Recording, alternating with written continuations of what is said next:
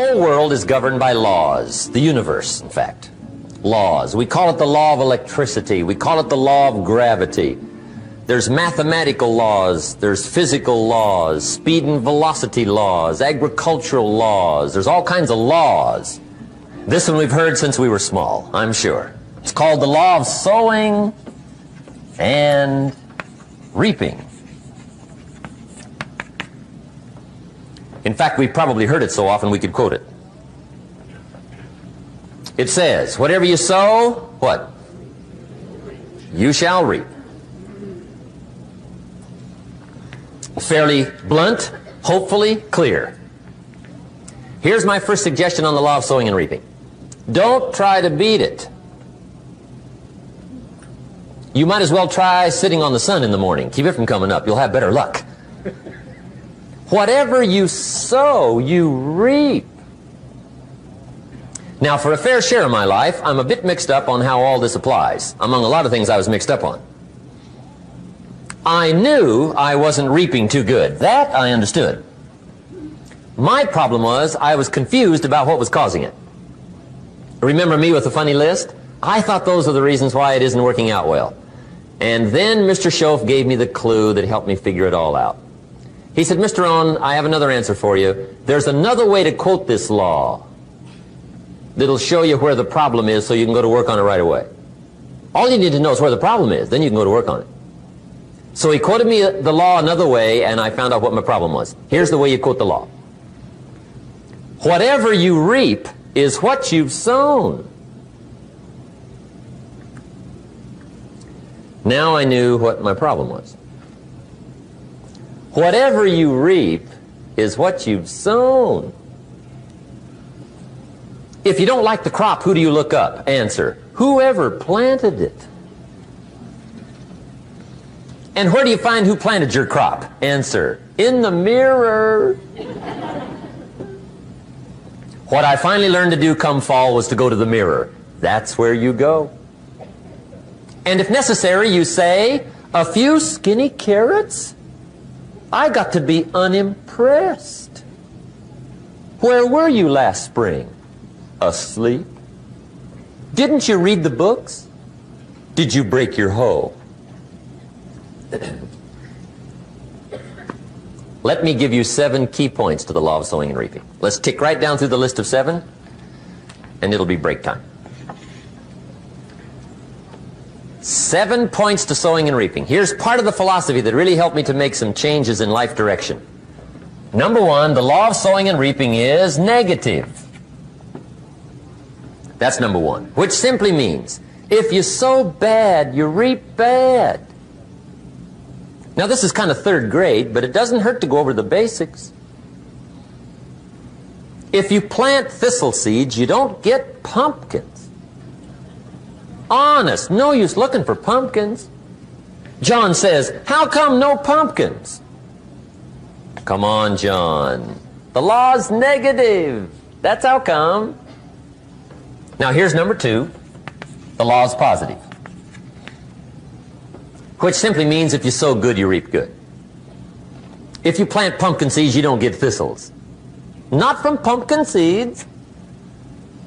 Mother Nature won't pull tricks on you over in the corner snickering and pushing new thistles and you planting pumpkin seeds. She won't do that. You will get pumpkins from pumpkin seeds, and the reason is because the law is positive. Now here's number 3.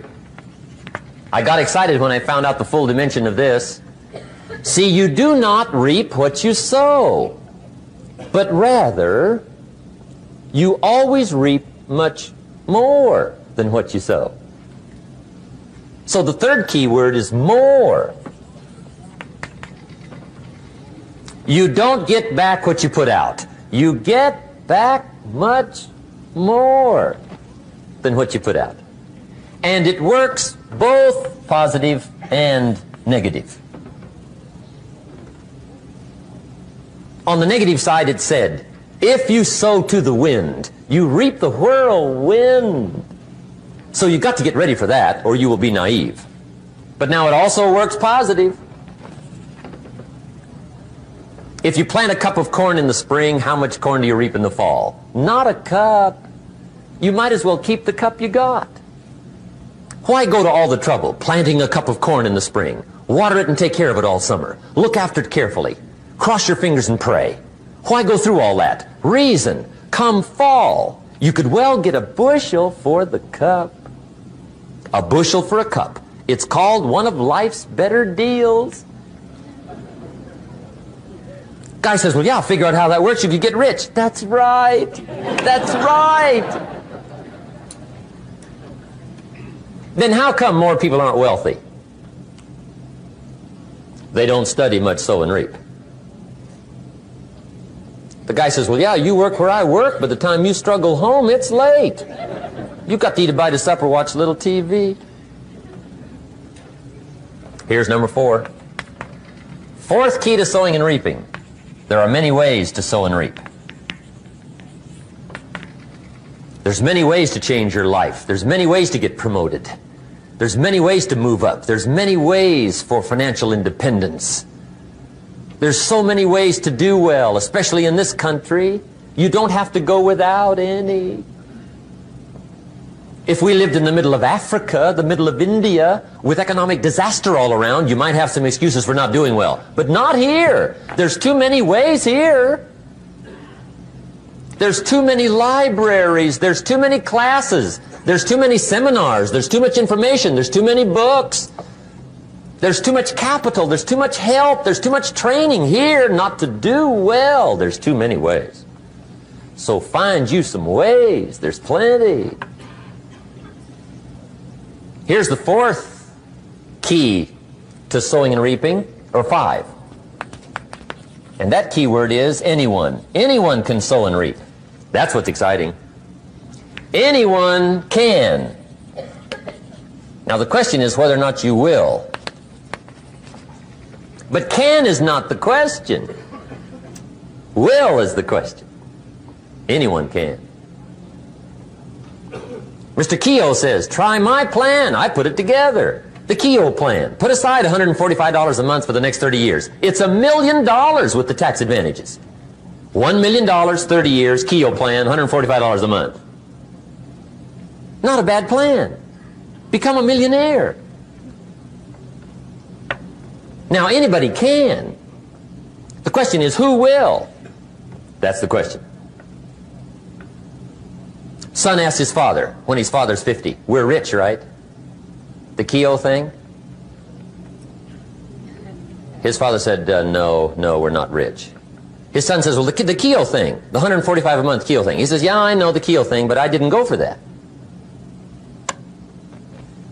Son says, you didn't? Says, no. I picked another plan for the $145. So what'd you do with the $145? Said, well, I bought beer and cigarettes.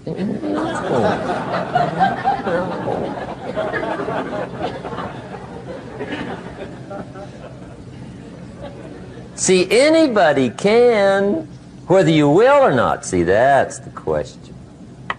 And here's a good question to ask. We are all buying somebody's plan. The question is, whose? Who's got you talked into doing what you're doing? Who's got you talked into your present plan? See, 10 years from now, you will surely arrive. The question is, where?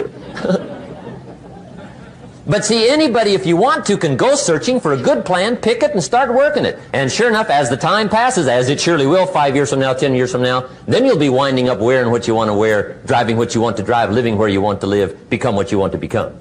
But now's the time to fix the next 10 years. And who can? Anybody. Here's number 6. The 6th key to sowing and reaping. This is leveling with you now, as we promised to do. There's one thing better than the truth, and that's the whole truth. And here's part of the whole truth of the law of sowing and reaping. Number 6 is, you could lose. There are times when you just lose, no matter what you do. It's that kind of planet. You reap what you sow. Yes, but... what does that mean? Yes, but... well, the farmer plants his crop in the spring, takes care of it all summer, loves his family, works 10, 12 hours a day, 6, 7 days a week, is an honorable man. Come fall, he's got a beautiful crop, and he deserves every bit of it. But the day before he sends the combines into the field, a hailstorm comes along and beats it all in the ground, which means you lose.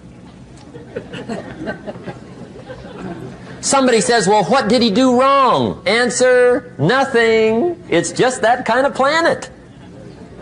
Sometimes it's going to hail on your crop and rain on your parade, so you got to get ready for that or you will be naive. That's just part of the life arrangement. And don't press me why. I was not in on some of the original decisions here, so I don't know how it got set up. But there's just times, sometimes you lose. That's part of life. But now here's number 7. The 7th key to sowing and reaping. And it goes like this. It's just another way to quote the same law. And it goes like this. If you don't sow, that's just another way to quote the law. If you don't sow, what? You don't reap. You don't even have a chance. So if you looked at your game plan tomorrow, you might come to the quick conclusion, I got to get some sowing going. How true. Get you some sowing going. And remember, you've got plenty of time. You've got all the time there is. Some people spend enough TV time to make a fortune. The latest article on television watching in this country, according to the latest article, the average television is on in this country in every household 7 hours a day, called the Big 7.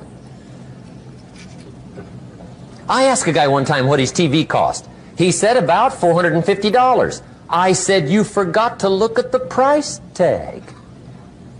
He said, what do you mean? I knew he was a TV watcher. I said, that television costs you, in my opinion, at least $12,000 a year. To watch it, not to own it. Owning it's cheap. Watching it is what's expensive. And I said, hey, $12,000 a year is too much to pay to watch TV. That's too much. Pay a little, but not $12,000.